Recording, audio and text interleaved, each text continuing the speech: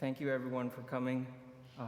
I think Jessica has thanked everyone I would have thanked, but I would like to give my own heartfelt thanks to all our wonderful friends and family and doctors that have been there for us through these very difficult times. I want to specifically thank Holly and Heidi for being there for Jessica. I want to thank my friends Scott, Paul, and Jeff for being there for me through this difficult journey.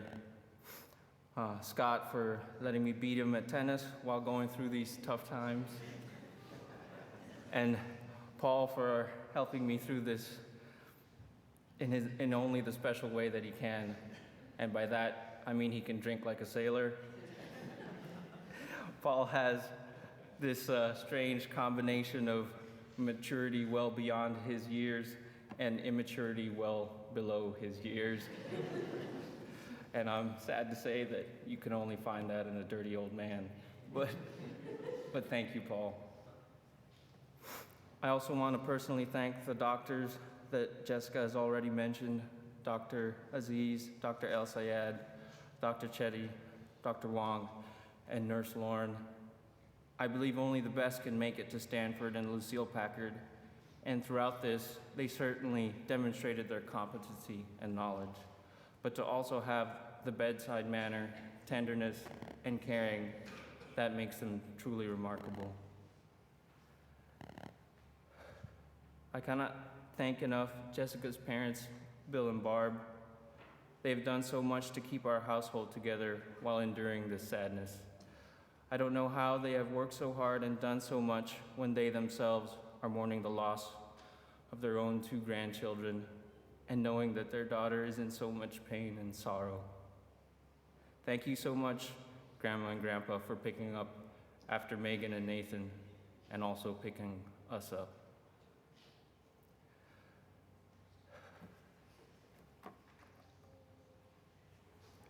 But most of all, I want to thank my wonderful wife, Jessica, for giving me 4 beautiful children, Megan, Nathan, Owen, and Payton, for loving and caring for them and me so much more than I thought could be possible, for being so strong. After just losing Owen, recovering from major surgery, and barely having a chance to mourn, you were visiting Payton the next day in the NICU. You pumped unfailingly so that Payton would have milk even when things were looking bleak. You were able to lovingly hold and sing to Payton as he passed in your arms. You are so strong, the strongest person I know.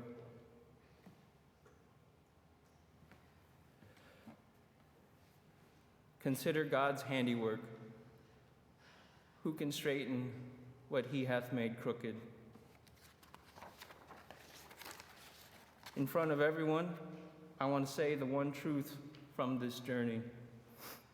Jessica, you did everything humanly possible to save our sons, Owen and Payton. You were proactive. You got checked whenever you thought or felt something was wrong. You pushed nurses who couldn't get their heartbeats to get the resident. You pushed for consistency in care. You pushed for a meeting with the doctors and nurses. You pushed for a plan. You did everything, and on that fateful day, you pushed for an earlier than usual monitoring session. If you had not done that, we wouldn't have had that time with Payton. Thank you for letting me see him open his eyes that first day. Thank you for letting me touch and hold his hands for those 3 days. I know when you lose a spouse, you're called a widower. I know when you lose your parents, you're called an orphan. I don't know what they call you when you lose a child. I think that's because there are no words, no label to describe such a tragic loss. And to lose 2, well, it's almost unthinkable. They say that part of the grieving process, you should express your thoughts and feelings. I have felt a range of them. I feel deep sorrow, and of course, numbness, confusion, guilt, and anger. I feel guilty about worrying if we were going to be able to afford 4 kids. I get angry sometimes, and I know people mean well when they mention that we have Megan and Nathan. And don't get me wrong, I'm so very grateful and thankful that we have them. The fact that they still need our love and attention is what gets us out of bed most days. But it is because Megan is so beautiful and precocious, and Nathan is so cute and rambunctious that makes this loss even more acute. We know how wonderful Owen and Payton could have been. I get angry at stupid things. When someone says that their cell phone is dying, I want to say, no, it isn't. I reminisce a lot about what could have been. When I first found out we were having twins, I was already thinking about training them to be the next tennis doubles sensation after the Bryan brothers. I was wondering about how they would have been the same and how they would have been different. If they would fight a lot or not. Even when Owen's diagnosis was revealed, I was already planning to go to the NICU every day after work. Sadly, it was not to be. It will take me a long time to understand why this happened, or to find meaning in all of this, if at all. But I would like to share a story about 2 brothers that helps me cope. It's kind of a science fiction story. I'm a science fiction fan, so please stick with me. In the not-so-distant future, a couple decide to conceive a child naturally without the help of their local geneticist. So a boy, Vincent, is born, but with available technology and a drop of his blood, the nurse is able to list his probable ailments. I'll never understand what possessed my mother to put her faith in God's hands rather than those of her local geneticist. 10 fingers, 10 toes, that's all that used to matter. Not now. Now, only seconds old, the exact time and cause of my death was already known.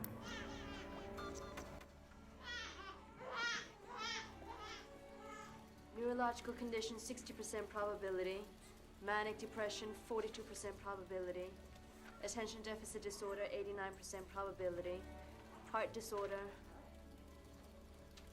99% probability. Early fatal potential. Life expectancy, 30.2 years.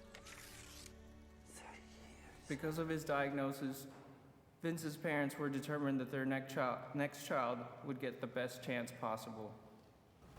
First, we may as well decide on gender.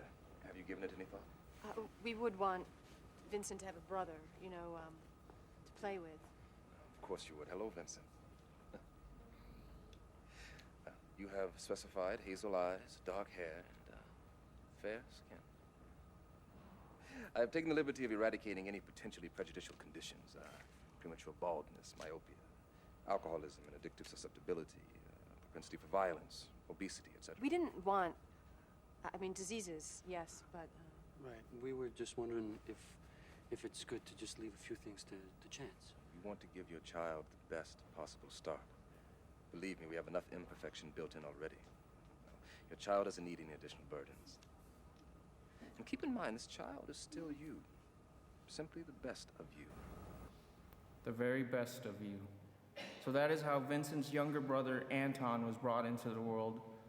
While Vincent, being older, was still smaller and wore glasses, Anton was taller and stronger. And as brothers, they liked to play competitive games. Our favorite game was chicken. When our parents weren't watching, we used to swim as far out as we dared. It was about who would get scared and turn back first.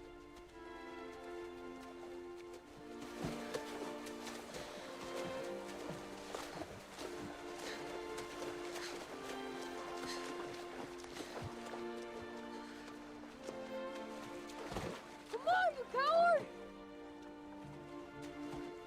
Of course, it was always me. Anton was by far the stronger swimmer, and he had no excuse to fail. Despite these reminders of his shortcomings, and to his parents' chagrin, Vincent dreamed of going into space, as do I. 300 million, 350 million, 400 million. Maybe it was a love of the planets. Maybe it was just my growing dislike for this one. But for as long as I can remember, I have dreamed of going into space. 700 million, 750 million, 800 million. My goals didn't change a lot in the intervening years, Vincent. much to my parents' dismay. Vincent. So once again, Vincent challenges his younger brother, more superior brother Anton, to another swim. You sure you want to do this? You know you're gonna lose.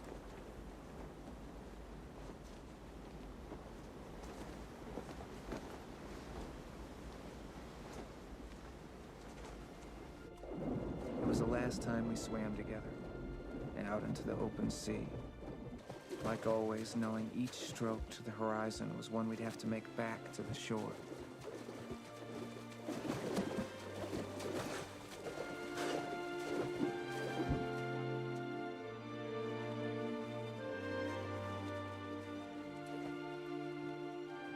But something was very different about that day.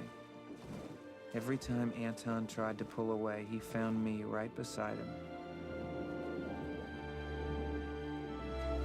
Until finally, the impossible happened. Vincent!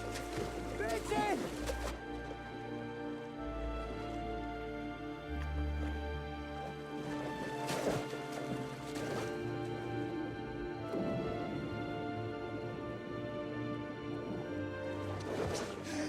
It was the one moment in our lives that my brother was not as strong as he believed, and I was not as weak.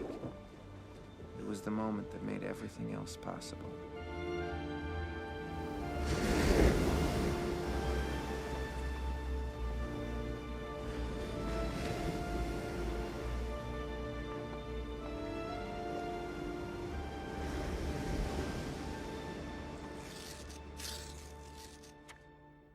Vincent leaves home, never to be seen again. Many years pass and Anton grows up to be a police detective, and during the course of an investigation at the space agency, he discovers that his brother is indeed an astronaut, but disguising his heart condition with someone else's identity. Anton confronts him. Vincent tells him that his heart is many millions of heartbeats overdue. How can Anton tell him what he can or cannot do? Anton offers to get Vincent out of trouble. Vincent replies, In case you haven't noticed, I don't need any rescuing. But you did once. Well, you've got all the answers. How do you explain that? You didn't beat me that day. I beat myself. Who are you trying to convince? You want me to prove it to you? It's not important, Anton. It's forgotten. I'll prove it to you. You want me to prove it to you? I'll prove it to you! I do. In the dark waters, Anton calls out after his brother. He tells Vincent that they have to go back.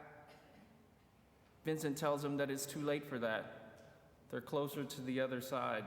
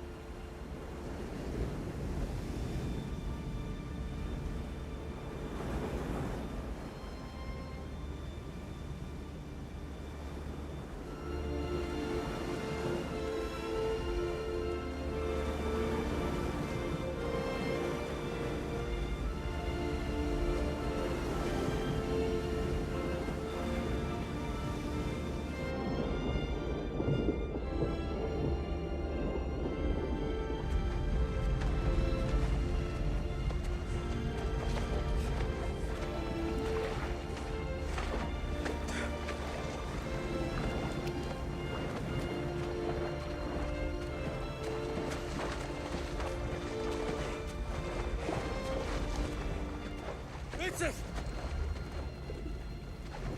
Vincent! Where's the shore? We're too far out. You want to quit? We're too far out! You want to quit? No!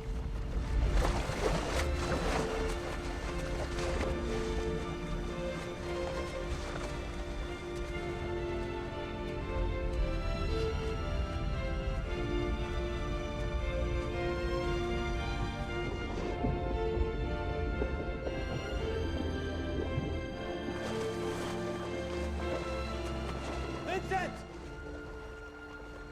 How are you doing this, Vincent? How have you done any of this? We have to go back. It's too late for that. We're closer to the other side. What other side? You want to drown us both? You want to know how I did it? This is how I did it, Anton. I never saved anything for the swim back.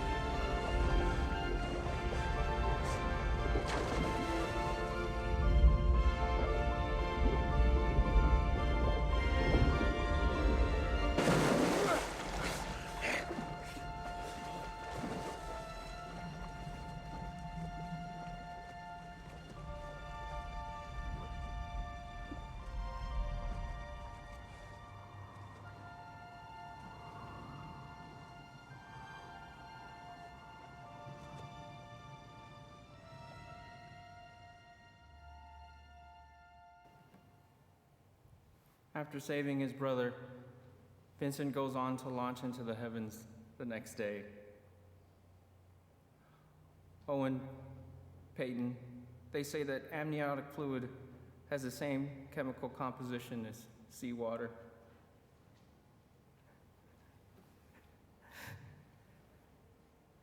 In your mother's womb, with nothing separating the two of you, for those few short, sweet months, I'd like to imagine that the two of you got to swim in the ocean together. And from the looks of your umbilical cords, both of you swam far. Oh, and I think your heart was millions and millions of beats overdue. But you got as far as you did because you wanted to save your brother. You just didn't save anything for the swim back. Payton, when you were conceived, for more than a week you were one with your brother. After your brother passed, I don't think you could stand to be away from him. You were able to spend a precious 3 days with us, but your brother brought you closer to the other side, and you had to leave us. Just like your sister, Megan, and brother, Nathan, and despite what happened to you, Owen, Payton, you were the best of us, the very best of Jessica and me. Both of you will be forever loved and always remembered. When I do find meaning in all of this, I hope to live life more fully, love more deeply. Don't save anything for the swim back.